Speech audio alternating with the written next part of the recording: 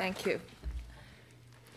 So the date and title of this presentation was determined sometime last year, and a lot of things has happened since then, especially regarding China. So it's never more timely than now to talk about the potential risks to the Chinese economy. Now, concerns about China has sent shock waves through the stock markets around the world. And shorting China has once again taken center stage. This list includes Texan cowboy hedge fund manager Kyle Bass and also our very own George Soros. And while everyone around the world is concerned about China, China is more concerned about Donald Trump. But there is some case to be, there's a case to be alarmed. Here is industrial production in China, which is definitely slowing down, downward trend.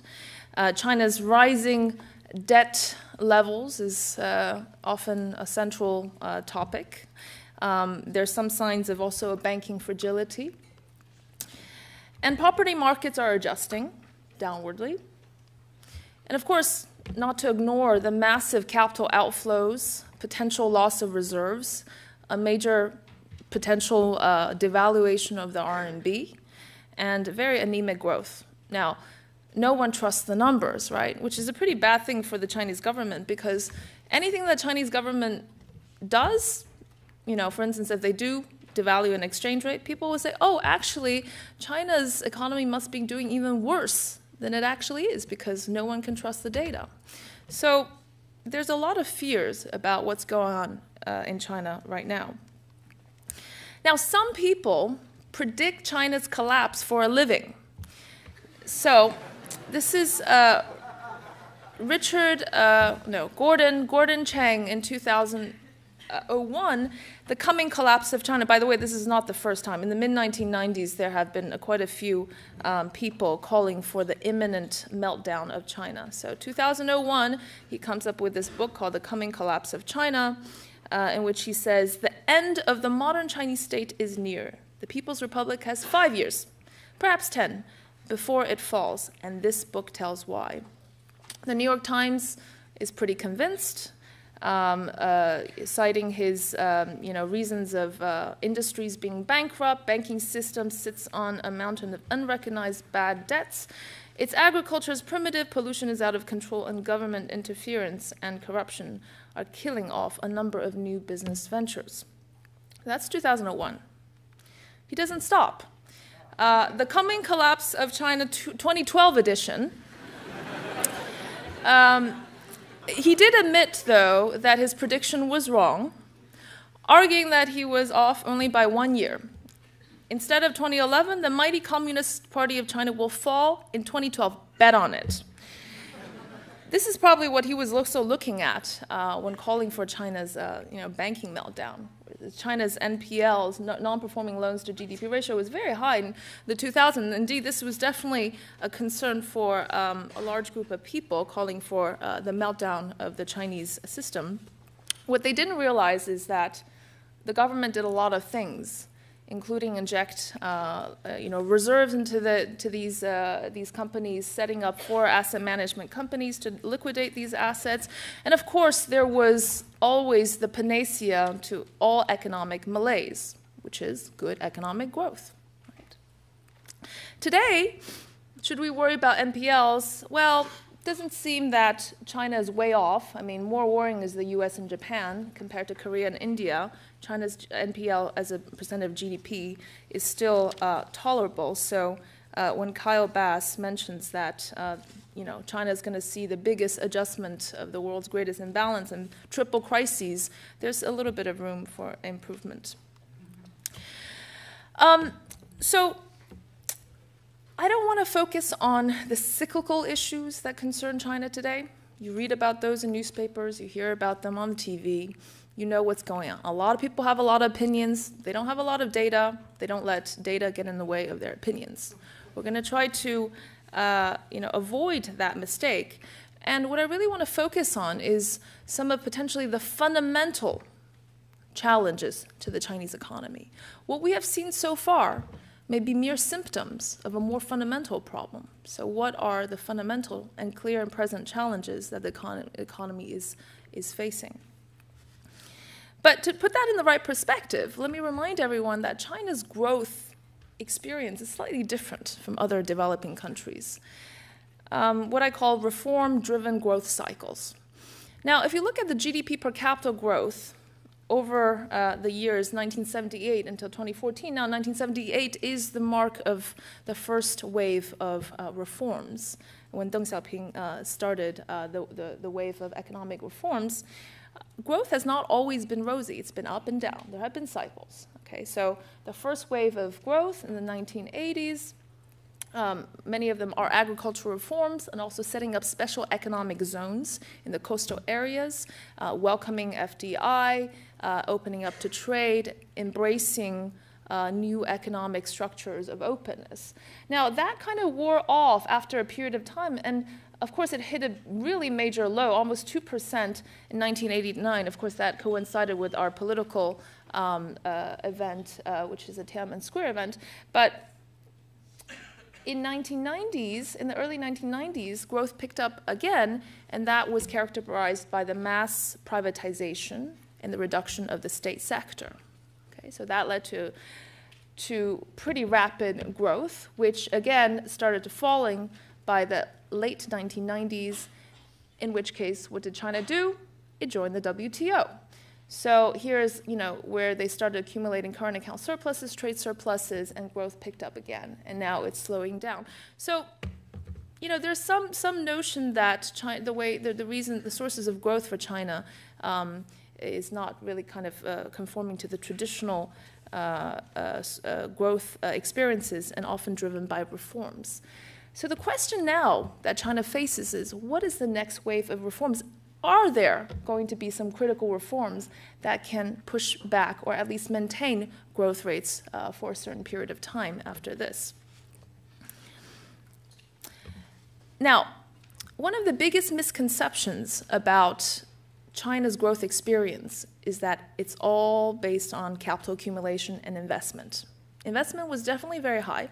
Okay, that said, but looking more carefully a little bit at the data, since 1978, okay, between 1970 and 2007, astonishingly, 78% of the per capita GDP growth was due to productivity, okay, not to capital accumulation.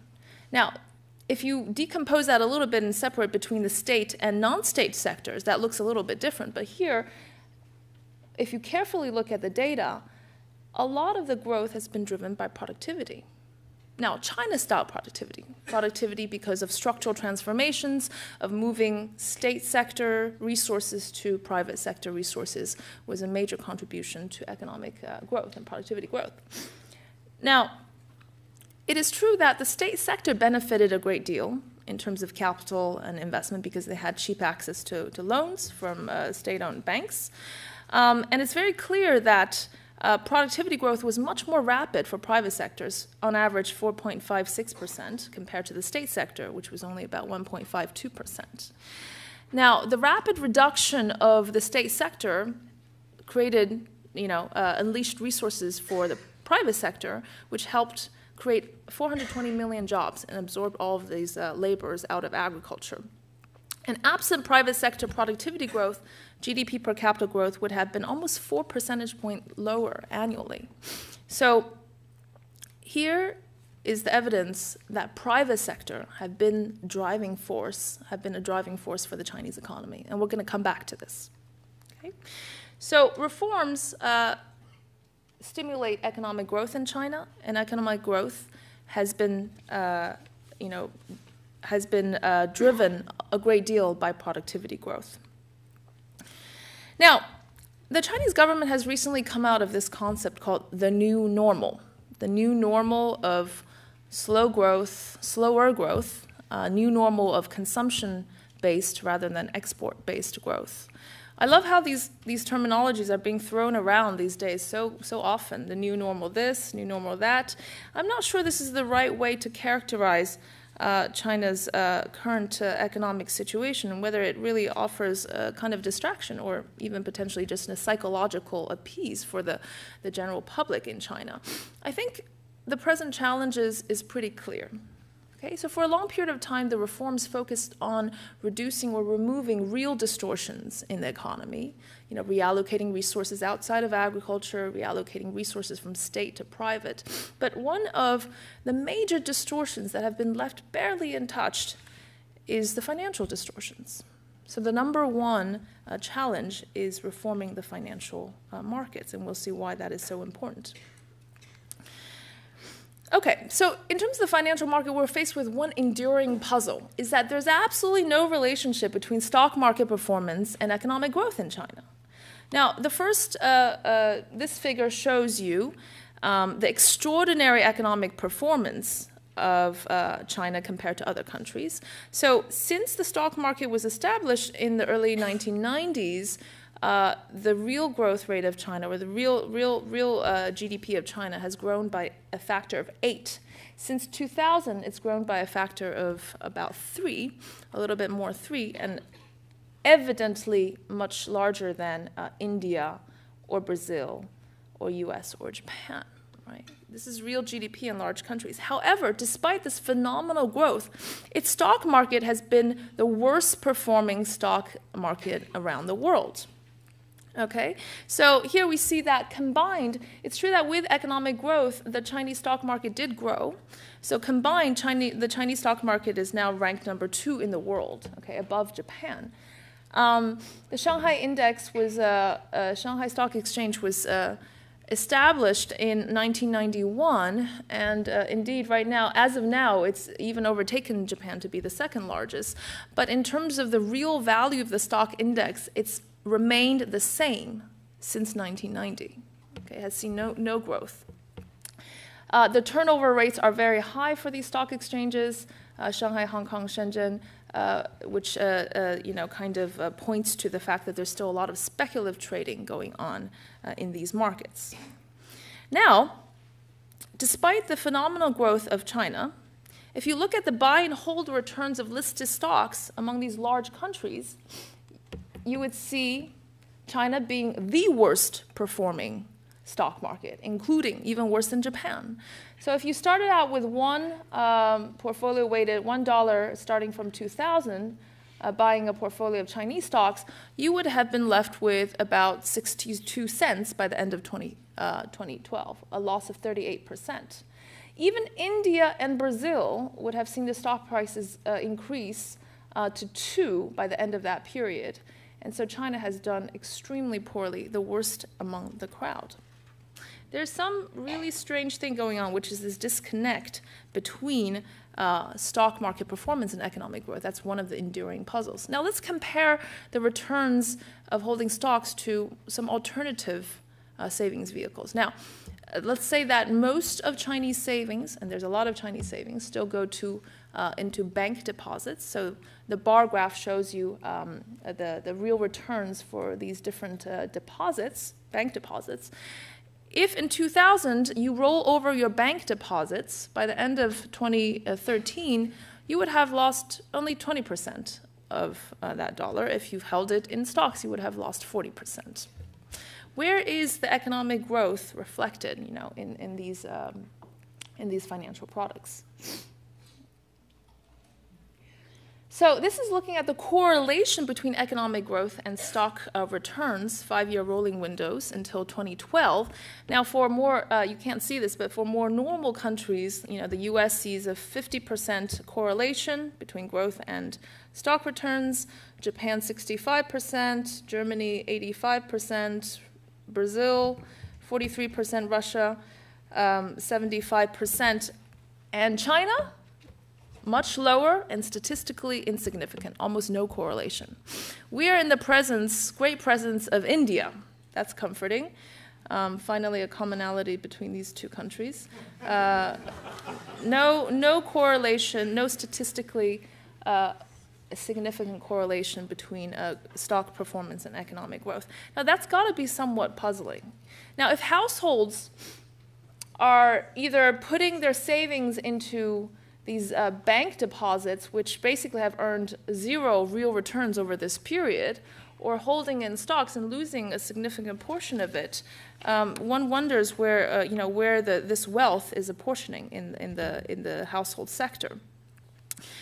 So it's important to understand why, right? What's behind this puzzle? It turns out the explanation involves basically 3 factors. The first is who gets listed. There's a selection bias on who gets listed. It turns out that not the best firms are not the ones that are listed. They're not representative of the Chinese economy. The second has to do with the IPO and delisting, so entry and exit of these firms, the mechanisms, and the adverse selection that it creates, the distorted incentives, and also the subsequent bad performance of those who remain listed on the stock market. And the third have to do with some insider trading, tunneling activities, and pursuing a large and inefficient investment. And this draws on a very great body of work of Franklin Allen and co-authors in their studies on the Chinese financial market.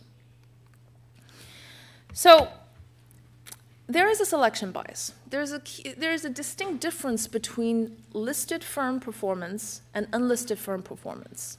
Okay, so here we're graphing the return on assets for listed firms and those of unlisted firms, but matched by their size, because listed firms tend to be, in general, larger.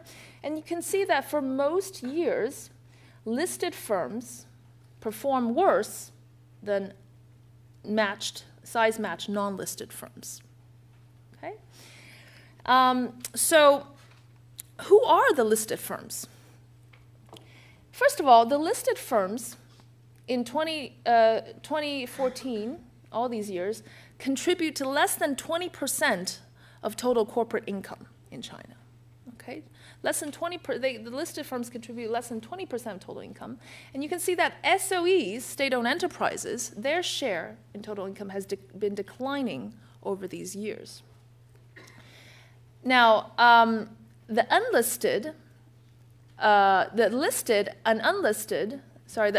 private firms have been contributing most of the income to the unlisted firms. So you can see that there's a distinction between those who get listed, and the bad performance of the stock market can be largely attributed to the fact that many of them are SOEs. Now, it's true that 80% of these listed companies were former SOEs. Okay? Actually, the stock market was initially set up to help SOEs get funding, raise funding. Okay? So there's a big selection bias on who gets listed.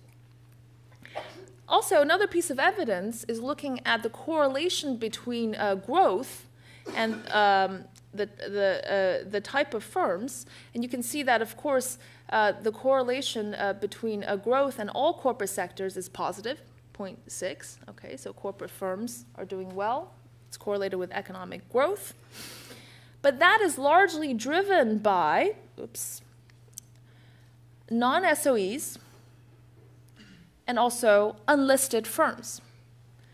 If you look at the correlation between SOE firms and listed firms, there's no correlation, no statistically significant correlation between their growth and GDP growth. So most of the net income contribution is driven by private and unlisted firms.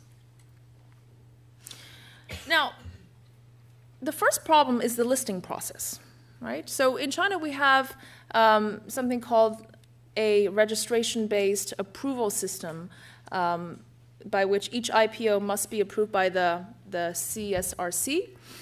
And now there are explicit quotas on how many listings, which are allocated to different regions. Okay?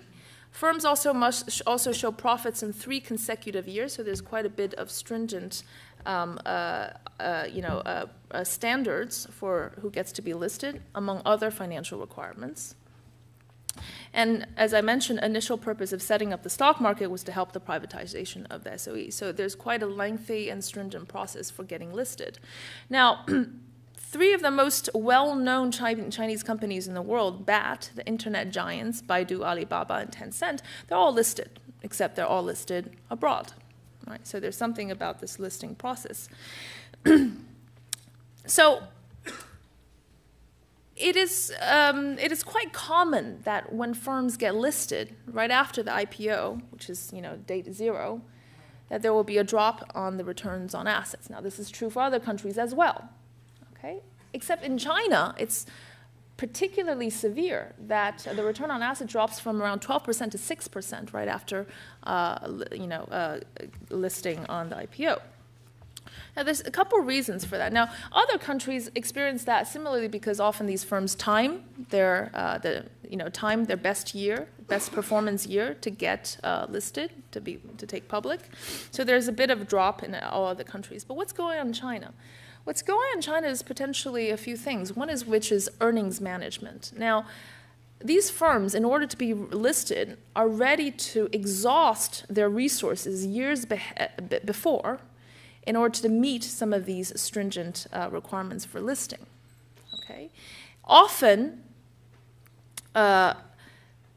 pursuing short-term goals and sacrificing long-term growth objective just to be listed. So this is the reason why a lot of these firms in China can see a substantial drop in their performance right after the IPO. Now, the second problem is that bad firms also don't exit. There's a problem with the delisting process. Now, only 1% of Chinese companies are delisted every year compared to the 10 to 20% on average for other countries. Every year, fewer than 10 firms delist due to negative earnings. Why is that? Well, they have a valuable shell, right? Because it's so difficult to get listed. The process is so difficult to keep that shell and inject another company. So part of this bad performance of the stock market is due to the fact that many firms stay on when they should have exited. Okay. Now, once these firms are listed, it seems that listed firms make much larger but less efficient investment, large-scale investment, while they have lower net cash flows. So, for instance, if you look at the capital expenditure to lagged assets, it's at 8% in China compared to only 3.5% in the U.S., and yet they still have lower net cash flows. Also, controlling shareholders divert assets. Okay, sometimes kind of providing loans to subsidiaries or related party transactions, so the activity of tunneling, and also a bit of insider trading. So these are some of the reasons why the Chinese stock market has diverged from the economic growth path, and also the kind of selection process of listing and delisting create adverse selection. Now, why is stock market reform is so crucial for China? A lot of the problems that we face in the Chinese economy, the things that you've seen, the graphs that you've seen, the things that we talk about, the stock market might have contributed to some of that. First of all, because of the lack of good investment vehicles, a lot of these resources flow into the real estate. Okay? So the real estate and the stock market is often moving in opposite ways. The stock market has performed so badly in the last 20 years, a lot of these assets, either you hold it in banking deposits or you put it in housing. So that led to a quick rise in the housing market. Then the government decided to cool down on the housing market, and then all these funds went back to the stock market, which is the reason that it experienced this large increase since 2006. Last summer, may I remind everyone that the stock market drop in China amounted to 9 times the size of Greece. Okay, so these kind of back and forth, is causing this volatility, and part of the reason is that there's just not good investment vehicles. Stock market has been inefficient in China and ineffective in allocating capital and resources to the Chinese economy, creating real distortions, okay, and a large misallocation of capital. It also deprives the sources of funding for certain sectors, consumption, services, some of these booming sectors, high-tech sectors, which are the drivers of growth and innovation in China. And of course, it affects households, right? How do households how is this kind of the wealth that China has created accrue to the households? Well, certainly not through their financial investments, okay, either holding bank deposits or putting into stocks. And the lack of diversification offered by the stock market increases risk and potentially is part of the reason why Chinese household saving is so high, at a glaring 30% of their disposable income. Okay, the fact that they cannot diversify risk leads to potentially higher household saving. So as you can see, the financial distortions affect the real economy. And many of the symptoms that we see can be at least alleviated by improving the stock markets. Now, China's financial market's still dominated by banks. Okay, so even more so, even though that's true among most emerging markets, it's even more true in China. So for instance, bank credit to GDP ratio is about 111% compared to an average of 40% among other emerging markets. Bank credit is even more important than the stock market, despite the fact that the stock market is already really large in China compared to other emerging markets, but also comparatively less efficient given the size of the NPLs, and also commercial banks face tighter regulations. Okay, so that's an overview of China's financial market situation. Now, in terms of bank loans, okay, so the majority of the funding comes from bank loans. Most of it has gone to manufacturing industries and state-owned enterprises. Okay, so industrial and commercial. These are the first two columns. Third columns in some government infrastructure programs, and the last are going into private firms. So you can see that, you know, we've heard this many times, but state-owned enterprises have a much easier access to bank loans than private firms. So private firms cannot rely on bank loans as a major source of funding. As a result, there has been a large misallocation of capital. If you look at the capital-labor ratio between the state and the state is substantially higher than the private. Investment GDP ratio increased substantially from 24% to 45% over this period, 1978 to 2008. But the growth rate for non-state or private sector has been only about 2.5% compared to 6.43% for the state. And especially after 2008, a lot of this, you know, kind of credit expansion has gone to state-owned enterprises. State absorbs half of the investment while contributing to less than 20% of today's GDP. That is a major distortion and misallocation of capital. So the puzzle number two is, how did China manage to grow despite such repressive financial markets? Despite the fact that the private sector, which we have seen, have contributed so much to China's productivity growth, so much to China's growth, overall growth, and so much to employment, how did they manage to grow while not being able to have formal financing channels? Well, the answer is alternative financing. And as you will see, the alternative financing channels as well as the shadow banking, have been kind of the source that has promoted the growth of these Chinese firms. Indeed, the private firms have become more and more important in overtaking the state firms in terms of the contribution to the GDP. So industrial output by sectors have way overtaken the state sectors, which is the bar lines, over these years. So in 1980, private sector contribution was minuscule. By 2000, by the end of 2000, I think the industrial output of 2011, industrial output of state sector contributed to less than 15%. And also, they are the ones that are creating employment. Okay, so now about 70-something% of the employment is employed by private firms, and the employment growth rate created by private firms is around 5.5% on average. So this is, you know, the key to driving China's economy. I don't really want to call this a transition from exports to consumption. I think it's just a gross mischaracterization of what's really going on. But these are the firms that need to thrive in China. They have been pushing China's growth despite such adverse circumstances. It's even more impressive that they can perform so well given the kind of lack of financial resources for them. So to push China's growth involves unleashing further the dynamism of the private sectors. So what does alternative financing mean? Well, during the startup phase, now this is the evidence drawn from surveys, is that they rely a lot on family and friends. Since 2010, there was created something called peer-to-peer lending, amounting to about $1.6 billion now. And P2P, Chinese people say P2P all the time. Now you hear that on the street. Everyone is saying P2P, including the mom and pop shops, P2P. So that was introduced by the government. And once a firm is established, 60% on average of these firms rely on internal financing, okay, to continue. There are also even illegal channels, smuggling, bribery, insider trading, speculations of financial markets and real estate in the beginning, underground or unofficial businesses to accumulate seed capital. And once they're in the growth phase, financing relied less on bank loans and more from private credit agencies and trade credits.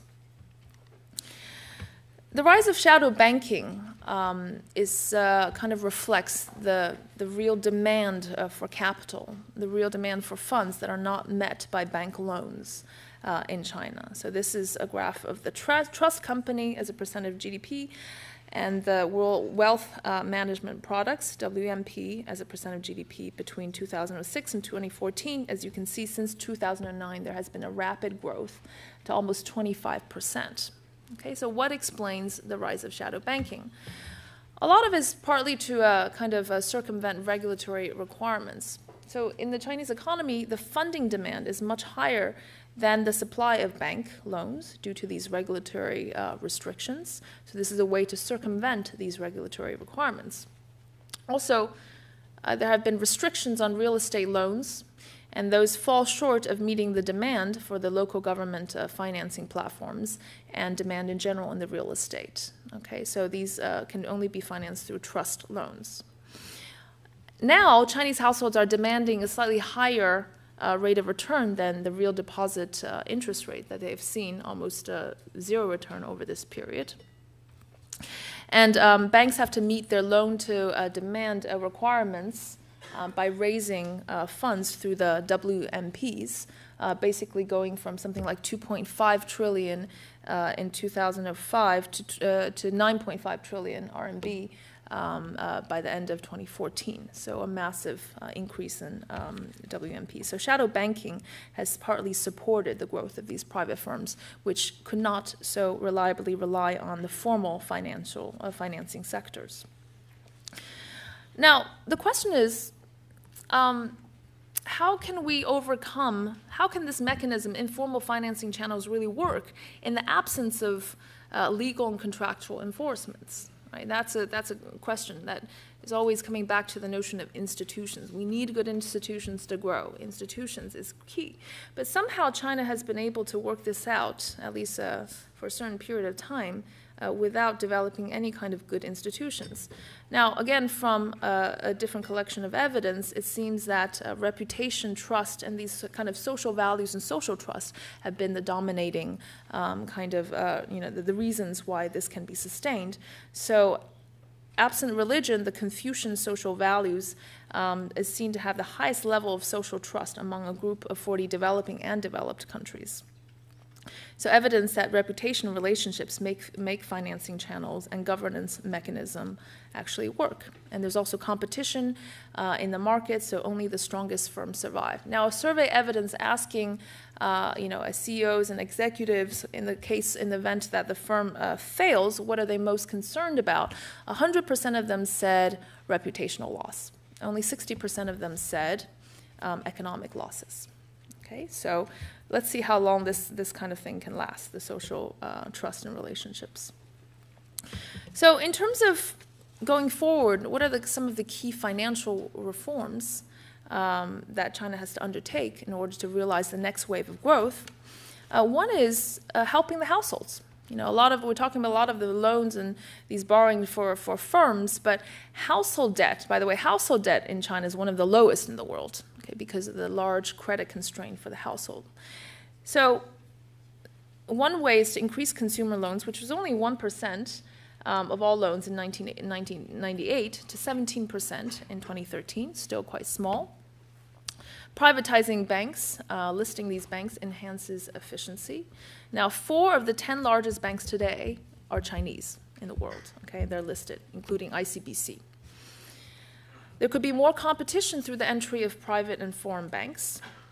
And meanwhile, government, still being the majority owner of these banks, can enhance regulation of large financial institutions and prevent potentially banking and financial crises. And the last is related to corporate governance. Okay, how do we enforce bankruptcy laws? Some of these are quite critical in pushing through financial reforms. The key here is the financial distortions do affect the real economy. Okay, we see an increasing household savings rate, a declining share of household income, a large buildup of credit, a large misallocation of capital away from the private and more absorbed by the state. All of these are kind of just symptoms of some fundamental problems in the financial markets. Now, financial market reforms have not really been pushed along at all. So where there are challenges represent the opportunities as well. Now, the financial markets has aided what I call a distorted growth model, a vicious growth model. So I think that part of China's problem in the last 20 years, it's not so much an imbalance between consumption and investment and export, but it's more an imbalance between households and governments, households and corporates.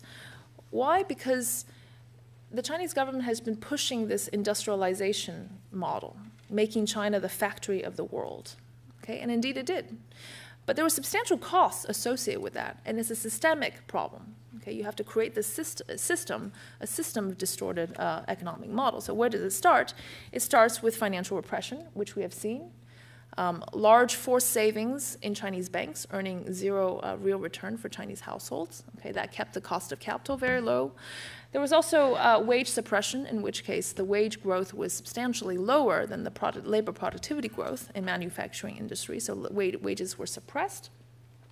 All of this lowered the cost of capital for the firms, and that led to a suppression of households. Now, this is quite a striking figure. This is the share of household disposable income as a share of nominal GDP, and you can see that since 1990, it's been declining, almost from 70% to 60%.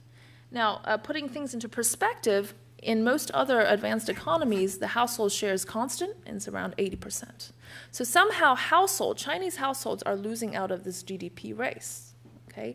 The benefits of economic growth in China has not been fairly accrued to the household sector. Of course, once you suppress the households and you subsidize these firms, often large SOEs and industrial farms, that leads to the obvious result of very low consumption, high investment and exports, along with part of exchange rate manipulation, capital controls.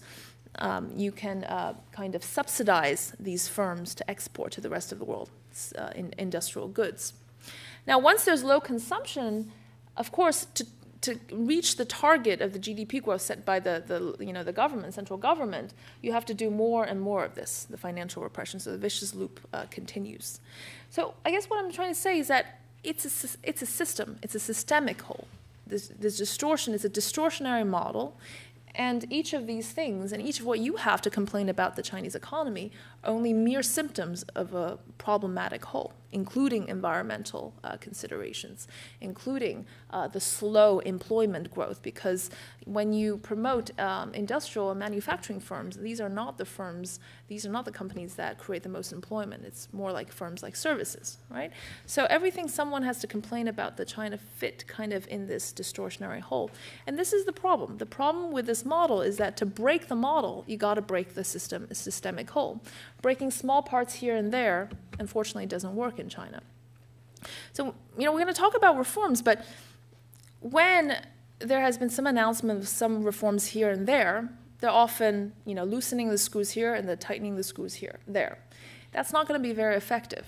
The problem or the challenge to these reforms is to break this distortionary whole, to break this model, to reform the financial sector. And that's kind of what the Chinese government is facing in terms of very low anemic growth. So we know that the answer to China's problem by looking at this growth experience in the last 20 or 30 years is that reforms have to be pushed through, right? But now, what are seemingly economic problems are no longer just economic. They're political, and they're also social. What's stopping economic reforms from being pushed along are the lack of political reforms. And what's stopping political reforms from happening is the consideration for social matters. So for instance, breaking down state-owned monopolies is very important. But what if the state-owned enterprise employs 40,000 people? Unemployment is also a consideration. Moreover, social conflicts are churning and building into potential social movement, and this hinders the ability of the government to act and to promote change. So, to move along these economic reforms really requires fundamental political reforms, and politically operating oneself is very difficult. Why are reforms so difficult to push through now? Now, first of all, we had a major ideological revolution in 1978, where Deng Xiaoping said, everything is now, from now on, only about economics. Whoever championed economic growth was promoted, was protected, and if needed, pardoned, for whatever reason. Okay? Anyone that pushed along economic growth. That was the first ideological shift. What we really need in China is a second ideological shift, which is political reforms and the development of institutions. It's not so much that what's going to drive China's growth going forward is, promoting consumption, which I think has a lot of structural reasons why consumption is low, not something that can be resolved in the short term, but actually promoting a growth model based on efficiency, innovation, and competition, which requires good institutions. So if you talk to some of the Chinese leaders, you would recognize that what's really stopping them now is first and foremost an ideological shift, which is what needs to happen right now. And the reason that political reforms are so important for economic reforms is that there's some major conflicts of interest, or there's major misalignment of interest when kind of going after these economic reforms. To give you an example, okay, so what are the main economic reforms that need to be done, apart from the financial reforms? For instance, breaking down state-owned monopolies. So who's in charge of breaking down state-owned monopolies? Well, there's an entity called SASAC. Okay? The entity that is in charge of breaking down state-owned monopolies is exactly the entity in charge of all state-owned enterprises. Their raison d'être relies on the power of SOEs. So to break them down, to break the SOEs down, is to break themselves, is to weaken themselves, right? So what kind of incentives do they have to kind of weaken their own power? Same thing with capital liberalization. Now, I personally believe that opening up reforms are fundamentally different from domestic reforms. What China really needs is domestic reforms for economic growth. But one of the opening up reforms relates to capital account liberalization. Now, who's in charge of that? SAFE. Now, SAFE also controls all capital flows. They give the quotas on who gets to take money out and how much and when, right? Now, by opening up capital markets, they lose that control. So they're kind of in a dilemma, in a quandary, okay? To change is to actually weaken themselves. So there's some fundamental misalignment of interests, and the communication between the top party leaders and those who are in charge of undertaking these reforms, there's quite a substantial gap. Also, reforms has to be systemic. They can't be just here and there. Otherwise, it's going to get blocked. Okay, you want to undertake a reform, you get blocked at the next level. So it has to be a change in the political system in terms of regulatory framework, in terms of legal framework, in terms of a whole system in order to actually make a real difference. This is why it's so difficult. The low-hanging fruits of just economic reforms are kind of over. That's what we were able to rely on since 1978. But now comes the hard part of operating on themselves. So building institutions, which I believe is the next wave of the source of the next wave of growth in China requires fundamental changes to the political and regulatory systems by overcoming vested interest and building a more efficient bureaucracy bound firmly by the rule of law, and only then can reforms actually be pushed through. Okay, so China really needs a second ideological shift. So my conclusion is that economic woes are neither really economic or purely just economic, or are they fatal? Okay? There's some room for optimism, right? Urbanization is only halfway done. Now, service sectors are some of the most vibrant, represent the most vibrant sectors today. They create a lot of employment. There are many instances where we see examples of certain service sectors being liberalized, being highly efficient and productive. These include healthcare, education, media, etc. The question is the government going to lower the barriers of entry into these service sectors, right? Human capital. Now, I don't need to share this with many of you in the room. Many of you are from the one-child policy generation. You know how your parents educated you, okay? How much they spent on you. By the way, now there's a two-children policy, so double that if you think you were expensive. This is definitely going to be a reason to stimulate consumption, no doubt, right? If not anything else. Every generation earns significantly more income than the previous generation. So we're worried about demographics and the threat of the Social Security, etc. But the younger generations are simply just much richer and much more productive. And plus, we had the loosening of the one-child policy. Even coming back to some of the short-term issues of a depreciating currency, massive capital outflows, government still has many more levers than other countries, okay, courtesy of state capitalism. Courtesy of the government ordering you to stop trading when needed, to buy offshore RMB when necessary, to expand fiscal monetary policy when needed, to consolidate balance sheet in the country if needed. The arsenal is still there to stop a near-term collapse, I believe. Okay? But if China delays any more of its reforms, they may no longer be available. So if you ask me if I'm worried about a China collapse, the answer is no. Not in the short term. If you ask me what I'm really worried about, I'd say it's the Chinese society. It's social decay. It's a social conflict between the urban and the rural, between the private and the state, among the different income groups. It's the fact that there's a significant large part of the population that has a lack of access to social and economic rights, even before political rights. It's the breakdown of meritocracy, and it's a lack of a moral code in a country where there's no dominant religion. In this respect, perhaps Gramsci has an explanation. The old world is dying, and the new world struggles to be born. Now is the time of monsters. Now, it's quite impossible that a proud and patriotic Chinese citizen like myself would end on that note. Okay, invoking modern monstrosity in my own country. But what I simply want to say is that perhaps the elephant in the room is not the economic woes with which everyone is so obsessed. But maybe it's in terms of finding the right social values, the right values. China has experienced an extraordinary fast growth rate, economic growth rate, but values haven't really quite caught up yet without explicating what that means.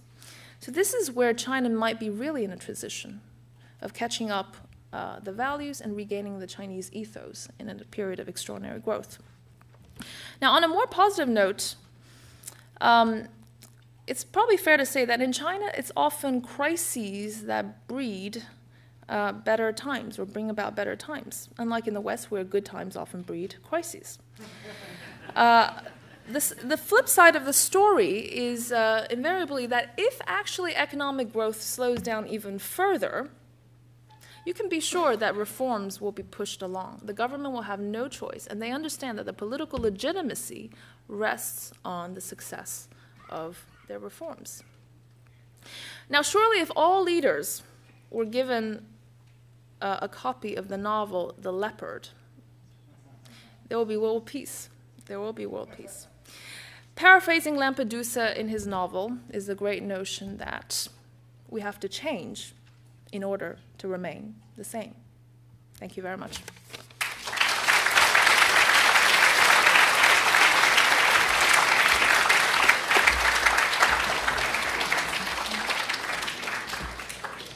So now there's some time for Q&A. So what we're going to do is the following. We're going to collect a couple questions. And then if you have a question, wait until you get the microphone from one of the stewards. And then please try to limit yourself to one question. I see your hand, but... Wow, a lot of questions. Thanks, Keyu. One question I had was, given your comment about how successful the economy beyond the repressive financial system and state-owned companies has been, does it matter? You know, can the shadow economy and the informal economy that succeeded so well, doesn't the state economy just become less and less important? Or do you see some limit to that private sector dynamism? Were some questions? Otherwise, yeah, go ahead. Ronan Tynan. First of all, thank you for a fascinating presentation, and particularly the way you zeroed in on the need for political reform in a very, dare I say, courageous way, actually, because I have seen many presentations where people balk at that and drawing the obvious conclusion. So I apologize for being a little crude, but just this evening I was tweeting about Kaxin facing censorship now, and it is a bit worrying, Xi Jinping's determination to crack down. So one would be forced to conclude, based on your truly riveting presentation, may I say, that the omens look bleak if one looks at the party and the determination of the party to maintain not just existing control, but to deepen and intensify that control. Thank you. There's got to be some young people who have questions too, no? in the back. In the back. Oh.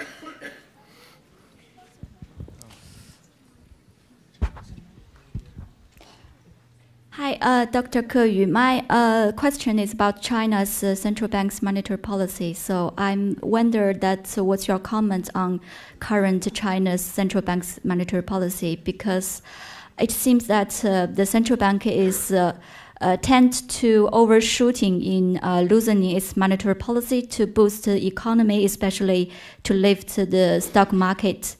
And with so many liquidity sloshing around in the economy, there is a risk that it ends up with only inflating another wave of property market bubbles. So do you worry about the property market risk, and how do you comment on China's current monetary policy? Thank you. Should I start? Okay. Thank you. Thank you for all your questions and a diverse set of them. Now, I think it's a general phenomenon for emerging markets to rely a great deal more on alternative financing channels than the formal kind of financial channels, and China in particular. But this is also a phenomenon that's true for other countries as well. Is it sustainable? I think there's the debate. Now, I don't have a personal take on this, but some people believe that developing institutions is quite costly in the beginning stages of development, and China's flexibility by having not the constraints of the legal infrastructure promotes change and flexibility, that actually the bad or the lack of these institutions has been actually good for these firms which are operating outside of that legal framework. So it's still an ongoing debate. I would imagine that at some point the legal infrastructure has to be set up, and this is where I also mentioned why institutions is so important, not only in terms of sourcing financing, but in terms of kind of promoting innovation and guaranteeing competition. So I think that it has to change, and I think it's actually part of the government agenda to push through some of these aspects of enforcing legal, improving the legal framework. On the political issue and political rights issue, now you're absolutely right in the sense that there's a more general, nervousness in the country right now. Even academics are being targeted right now. I think if Walter, your office would be too big, in China, and then we need to partition that so that the head of the head of Tsinghua, which is the best university in China, the head of Tsinghua business schools, the dean, now his former room is now just a storage for all his books while he's moved to a different part of a smaller office, smaller than mine actually. So, so there is a sense of that, but let's not, I think the reason is that because the government is loosening on certain fronts, they have to tighten on other fronts. That's the way they think, okay? Now, when you think about things like anti-corruption, the West has used this as a source of a major, kind of bloodshed event where, China is just doing something completely crazy, almost unprecedented in history. But for the Chinese citizens, there's a 92% approval rate. This is actually going to continue. The anti-corruption campaign is going to continue because this is actually the only reform that they can point to that has actually been successful. This is what's going to guarantee the political legitimacy of this party. So in terms of because of, as I mentioned, one of the deep concerns that I have is these social conflicts that are mounting and broiling, churning into a potential social movement. This is not something to be ignored. Right. While everyone focuses on the economic problems, the social problems are not to be dismissed. So because of these social considerations, this is why they're tightening up the screws on certain fronts. So it's a balancing act. I don't think that this is necessarily an indication that we are taking many steps back and the political reforms are not going to happen. I think it's already planted in their mind that there has to be certain political reforms that need to be taken place. The idea about this ideological shift was when I was talking to one of the party school members, getting the idea that that was kind of what was necessary as a first step. So. And I think the best indication is that actually if economic conditions worsen, they will really have no choice, and they recognize that. About monetary policy, about the real estate bubble, so one of the graphs that I didn't show, which is in the end, is that if you look at the national level, there appears to be no housing price bubble. Now, if you look at Shenzhen, if you look at Beijing and Shanghai, there is a sense that there is a property bubble. But we also understand why, right? Because lack of channels of investment for Chinese households meant that a lot of the resources went into the bubble. Now, the central bank's main problem, and there are many, but one of the problems, as we've recently seen with the stock market and the exchange rate volatility, is a matter of communication. Okay, we understand how important communication is, for the central bank, and China is just learning along the way. They did fire some really crucial people, though. I mean, kind of credit to them. They are definitely understanding this the hard way. In terms of monetary expansion, look, the government has a mandate. It has to keep growth stable, right? So since, after 2008, especially with the slowing down of the world economy, it had to use different kind of levers, including credit expansion, to kind of stimulate the Chinese economy. Now, this goes back to the problems of the financial market. A lot of these funds either just get channeled to the state-owned enterprises or they stay in the banking system. How much of it does it actually go into the real private sectors? How much does it go into lowering the cost of capital for these firms that desperately need them?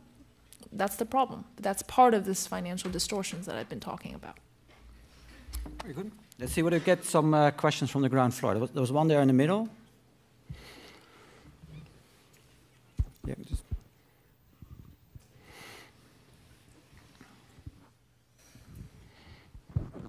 Hi, I'm going to ask two questions. The first one is about the opinion that we are repeating 2008. And it's from George Soros in the Economic World Forum recently. And he said the difference is the source of the previous financial crisis was America, and now the source may be the China. It's about the Chinese deflation. How do you respect to this opinion? And the second question is about the Chinese stock market. And as you mentioned, there is no clear signal that show the growth rate is related to the stock market in China and in India. I just want to know, ask, is that the common factor in like an emerging market in China and India, as you put emphasis in your presentation? Thanks. Just pass the microphone to the lady in front of you. Perfect. So My question is really around, is there anything that the rest of the world can do to help China as they work through these series of challenges, or is this really a domestic problem that has to be solved at home? Excellent question. And the young man here in front.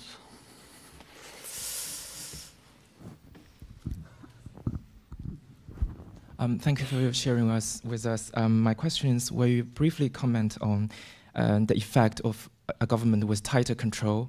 Will it be in favor of us finding social values you mentioned, preventing social decay, and promoting economic growth?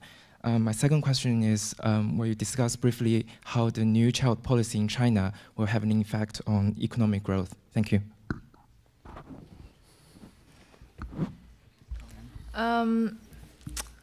Okay, so stock market correlation, well, I pointed out that there were really only two countries that displayed that, and that was China and India, and there were actually many other developing countries like Brazil, like, Turkey, that showed more normal looking, stock market performance. So I think this is pretty abnormal, even for a developing country. Coming back to Soros, I think, see, the problem is that when someone calls a financial crisis for a long period of time, and once they get it right, then they make world fame, and they make a living out of that. And so some people have, like I was saying, have a living calling for the collapse of China, right? They've been calling for it since the mid-1990s. There'll always be dissension in the views. Now, I think the question is, it's not, if you just look at just pure macro numbers, in terms of financial fragility or economic growth, and just compare it across the countries, it doesn't show, it masks still a lot of the heterogeneity across these countries, right? So the government still has what I believe to be sufficient levers for now, to control the situation, including the capital outflows. A lot of it is about maintaining the confidence in the Chinese economy. But if growth really slows down significantly, and the Chinese people lose confidence, then the question is, do they really have, will they be able to manage the situation? And that is not very clear. But I think for now, at least inside China, the view is that everything is still under control. So we'll see how Kyle Bass and Soros do, right? England and China, the UK and China are still very different in that respect. In terms of this excellent question of how the world can help, thank you for that question. First of all, the other way around, China can help substantially the world just by, calming down a little bit, right? It's funny that the stock market around the world react more to China's worries about China than the Fed hike. So that's actually, I don't really know why, but China's becoming more important. It's funny because, in 1997, when I first went to the US, and I was only 14, I went as a Chinese exchange student. It's really quite extraordinary what people were talking about in terms of China then. When they saw me, all they wanted to ask me was Tiananmen Square and Tibet. Those were the two only things that they saw me. I'm Chinese. Okay, these are the only two things that I want to talk to you about. And now, China is moving markets, which is really, from my own personal experience, quite extraordinary.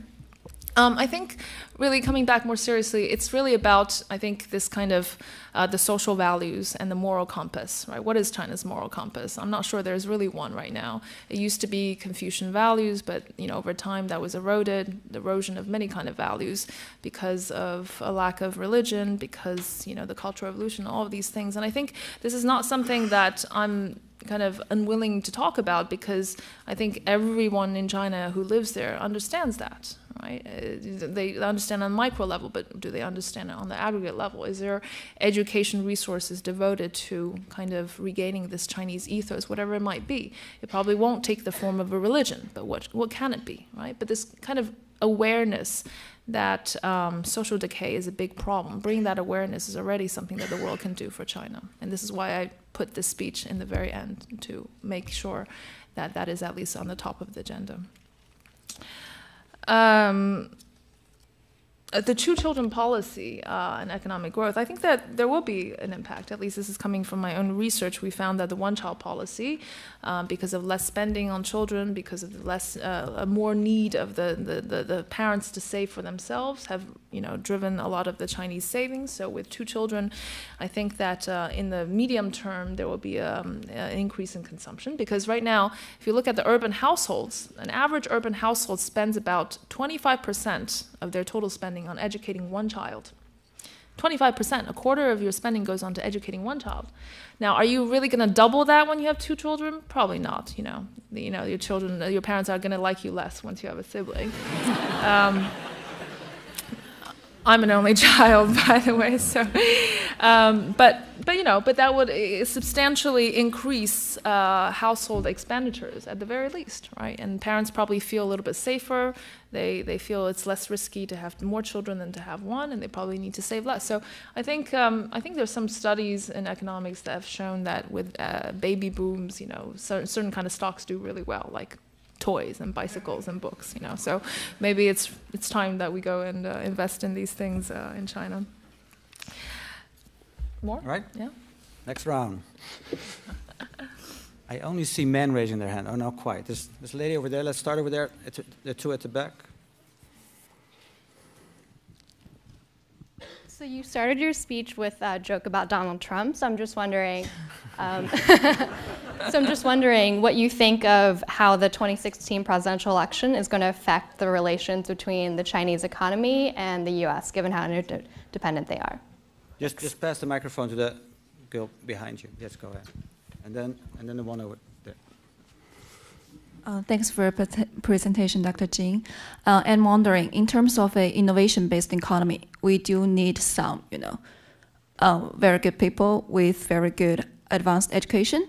But right now in China, even with Tsinghua University and Peking University, we have a lot of, I won't say control, but we have a lot of restrictions from CPC. And I don't think it is very helpful to build a good or world first class higher education. So do you think China needed to reform in terms of the advanced education sector to build our economy better? Thank you. Go ahead. Could you define the social values that you say are missing? We do one more? Wow, sure. The one over here in the front, he's very keen, I think.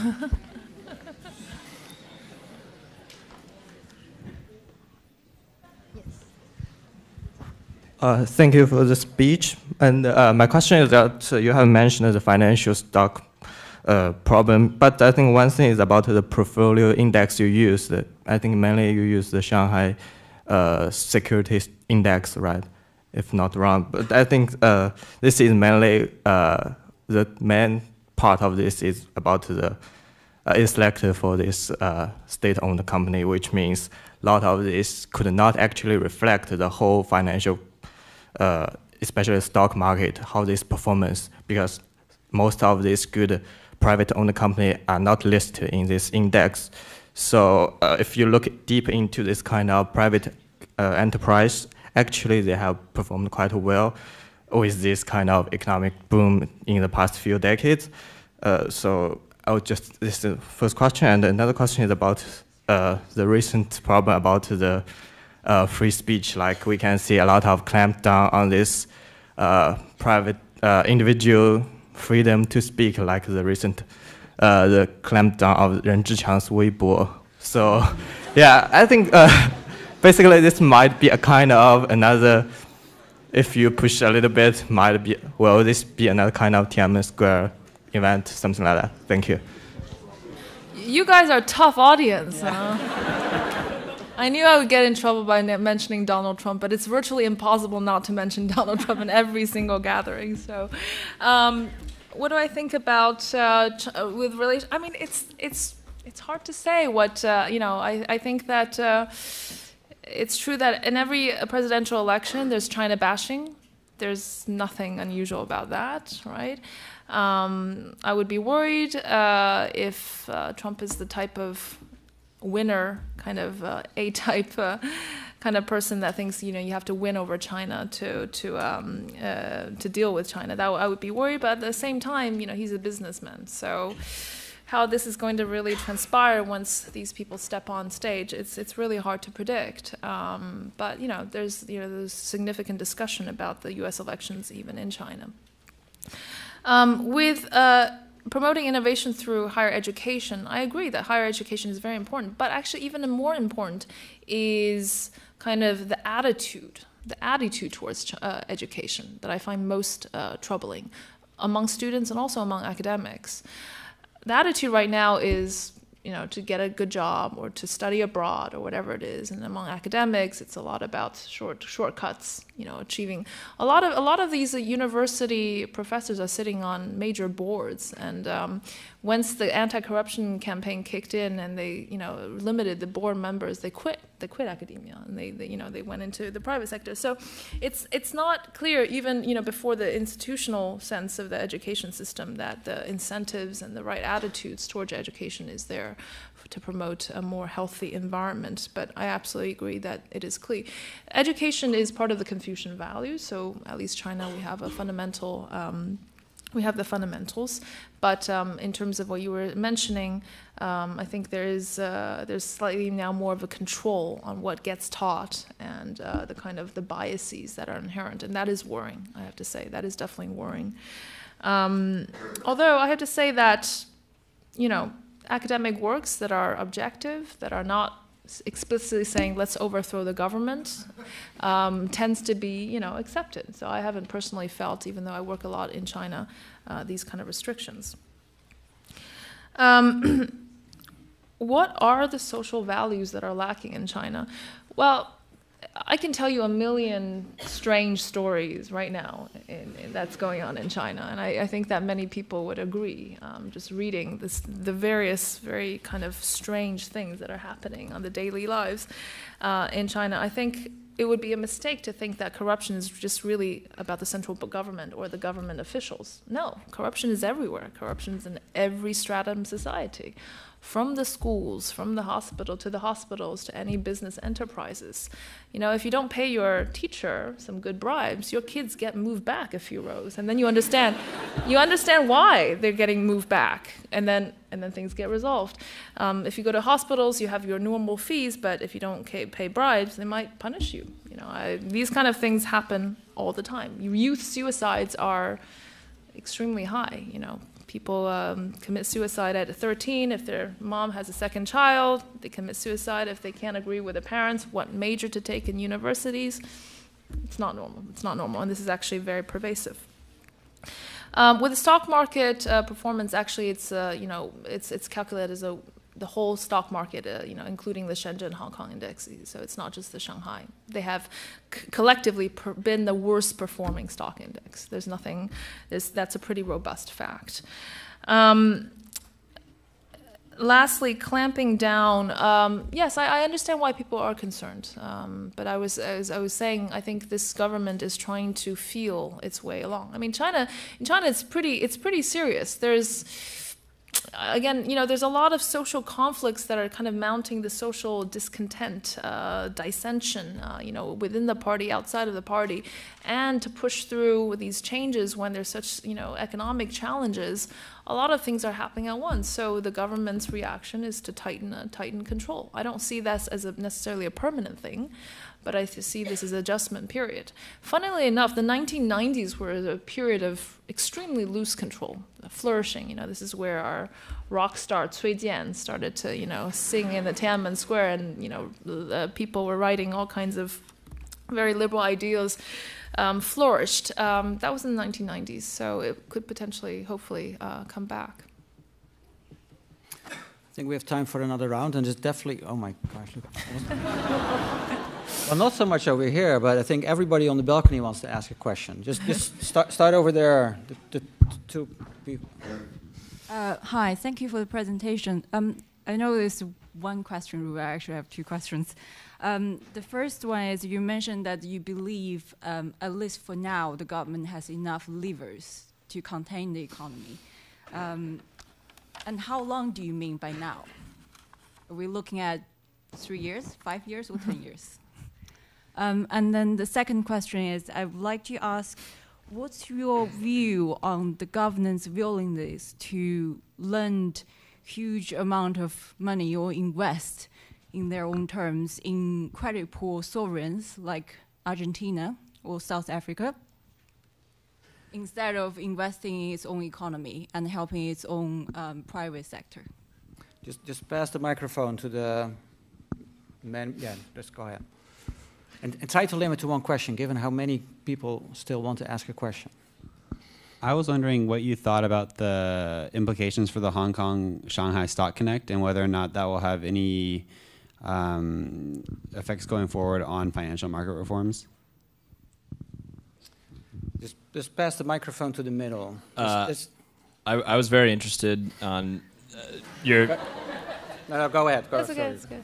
I was very interested to your identification of the misallocation of capital and then highlighting infrastructure and manufacturing. I actually thought that was a successful contributor to China's development. And then would you say that they're repeating the same thing abroad with One Belt, One Road, the setup of new development and AIIB, because that seems to run against what you're recommending for financial liberalization for more efficient capital allocation? And now pass the microphone to the middle. Without somebody... Okay. I really promised her. No, go ahead. We can do all of them. Yeah. She was so keen. Thank you. One value that the Chinese government has been promoting is nationalism. And I wonder how that plays in the challenges of the Chinese economy. No, you can do more. You can do more. Okay, let me see. The man on the side over there. Okay. My question is... He said the man, so... Just go ahead. We'll be here till 11, I think. Yeah. The United States of America and many developed countries are supposed to have very strong and good institutions. And yet, the whole world was thrown into the economic crisis by the United States of America, you know. At the same time, if I look at what China has done in the past 30, 40 years, they have pulled out almost 490 to 500 million people out of poverty, and they've done it all on their own, without any help from America or England or anybody else. At the same time, there is so much of foreign powers who have gone to Africa in helping them out, and those countries are still mired in poverty. How do you explain that?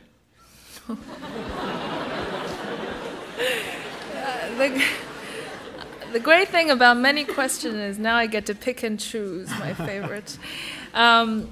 Levers, like I was saying, I think there are levers now. You know, it's shown to be quite effective in terms of stopping the capital outflows, stopping the loss of reserves, or not stopping, but the loss of reserves recently has been smaller than what people expected. Again, engaging every major state-owned banks to buy up RMB offshore, etc., etc. So I think for now, China is under control. But again, how long can that be sustained?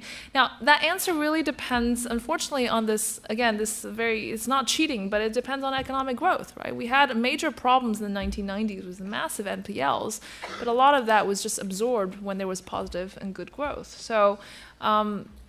That's just, growth is a panacea to these economic malaise, and unfortunately there's no way to get around that. So it depends on, as I was showing in the last slide, the room for optimism. There are sources of growth that can be tapped on. The question is whether these reforms can be undertaken. Now, in terms of investment in foreign countries, that's an interesting question, because for a long period of time, China ran a huge current account surplus, right? But a lot of it was invested in low-yielding U.S. treasuries. Plus, the major U.S. dollar depreciation meant that a lot of these inherently savings of the Chinese household was lost. So it's probably a good thing that some of these funds are used to invest in more riskier, high return assets, acquiring different assets abroad. Even the one belt, one road kind of concept, which someone mentioned here, is also about kind of using some of this surplus external wealth to build infrastructure and to move it abroad. And when you talk about investing in their own country, this is what Japan did. Japan didn't really internationalize, and a lot of the funds were bottled inside the country and led to a great bubble. So I think that part of diversifying risk, accumulating different kind of assets abroad, building infrastructure, promoting regional trade, as exemplified by these new banks being developed, is a good thing. It's a good thing. At least when CIC bought a major stake in Blackstone or Morgan Stanley before the crisis, a major debacle. I think they're doing a little bit better by doing these other things. So I think, diversifying some of these external wealth abroad is a good thing. And also, it's not that as if that China can put the money wherever it wants to. Everything gets cited as a threat to national security. You want to put it in, this country, France says it's a threat to national security. So it's coming into more countries where Chinese money is welcome, including this one. China is investing a lot in the UK infrastructure, for example. The kind of growth model, I kind of said it, there was a distortionary growth model of promoting industries. Yes, it's a very, very immediate, immediate way to attain high growth. So it's hard to say is it good or is it bad. The only thing I was mentioning is that it might have been pretty costly, but it's difficult to kind of estimate the cost of that, and it's difficult to say whether that was the right strategy or not. But certainly it helped, lift hundreds of millions of people out of poverty. But I think the enduring question remains of how much of this growth is accrued to Chinese households, and to take into account the costs associated with that. I know that African countries are now promoting industries, and they are actually tapping into Chinese lessons in terms of how to build their industries. But but hopefully not with the associated costs. In terms of nationalism.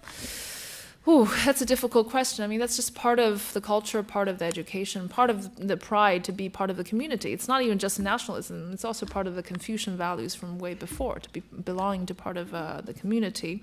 Nationalism can be a little bit dangerous when it comes to dealings with Japan, but, why is that funny?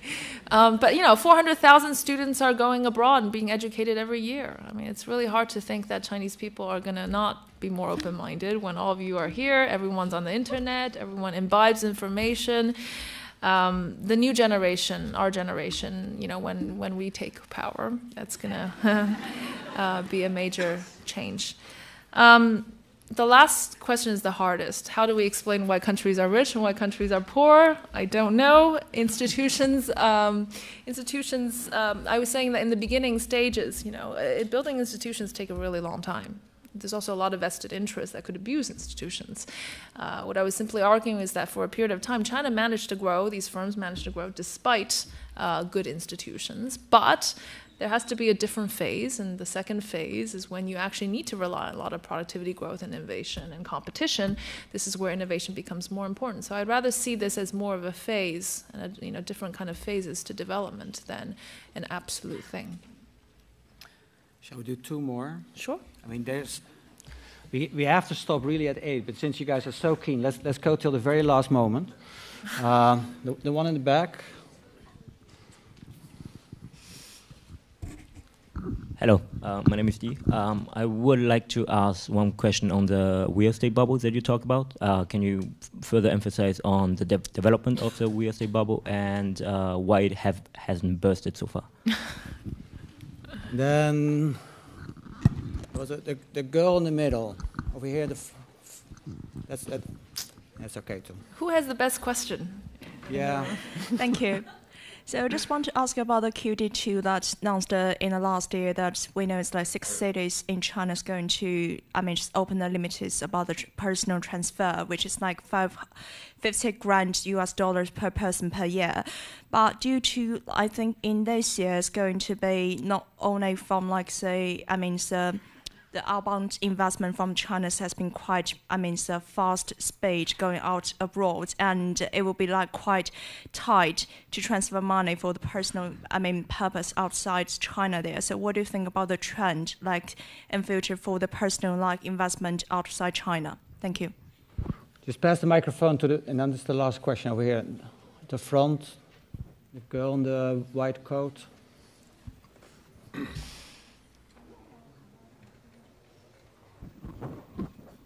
My question is also about capital control.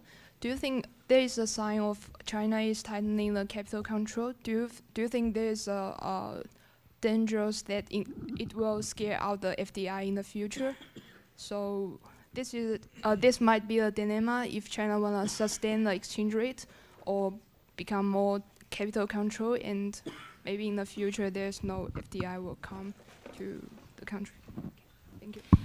Why hasn't the real estate bubble bursted? Good question. Well, first of all, again, at the national level, there appears to be not really a clear real estate bubble. There's more in Beijing and Shanghai. Let me point to the fact that, the Chinese dream is to have everyone owns an apartment in the urban areas, right?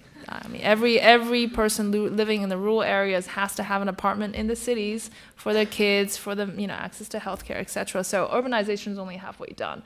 And potentially one can argue that there's still pent-up demand in China. Now, I once heard this interesting anecdote. I'm not sure this is the right thing to use or not, but why do people say poor kids' children make bigger clothes?